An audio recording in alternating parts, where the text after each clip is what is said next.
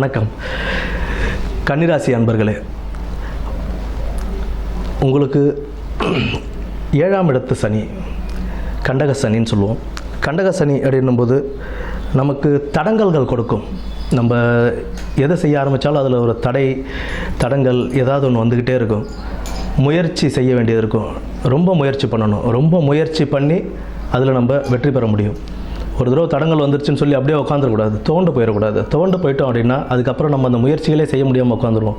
துவண்டு போகாமல் நல்ல முயற்சிகள் செஞ்சு நல்லபடியாக அந்த நீங்கள் செஞ்சுக்கிட்டே வந்தீங்க அப்படின்னா அதில் கண்டிப்பான ஒரு வெற்றியை அவர் கொடுத்துருவார். சனி பகவான் பொறுத்த வரைக்கும் நம்ம செய்யக்கூடிய முயற்சி, கடின உழைப்பு, இதுக்குண்டான பலன்கள் என்றைக்குமே கிடைக்காம போகாது.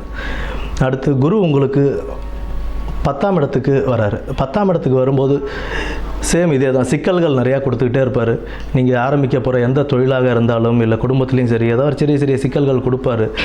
அதற்கு உண்டான மன வலிமையையும் நீங்கள் ஏற்படுத்திக்கிட்டு நல்லபடியாகவே போகலாம். மற்றபடி உங்களுக்கு நிதானம், பொறுமை இதெல்லாம் ரொம்ப அவசியம் இந்த கண்டக சனி காலத்துலேயும். அடுத்து அஷ்டம சனி காலம் வரப்போகுது.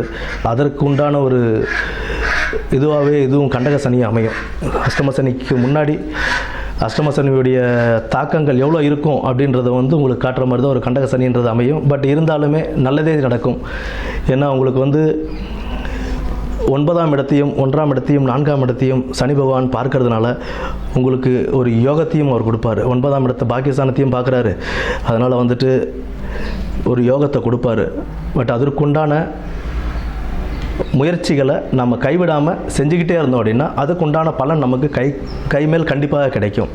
அதே போல் குரு மாறினதுக்கு அப்புறமும் ஒரு சில தடங்கல்கள் இருந்தாலும் குரு 2ஆம் இடத்தையும் குடும்பஸ்தானத்தையும் பார்க்குறாரு. ஸோ குடும்பங்களை அமைச்சு கொடுக்கறதுலேருந்து, குடும்பத்தில் உள்ள பிரச்சனைகளை தீர்வு செய்கிறதுலேருந்து, எல்லாத்தையும் சரி பண்ணுறதுலேருந்து குரு எல்லாத்தையுமே செய்வார். உங்களுக்கு இந்த சனிப்பெயர்ச்சி காலம் அப்படிங்கிறது உங்களுக்கு பொறுமையும் நிதானமும் கொண்டு கடின உழைப்போடு, கடின முயற்சியோடு ஒரு நல்ல ஒரு பலனையே இந்த சனி பகவான் உங்களுக்கு கொடுப்பார்.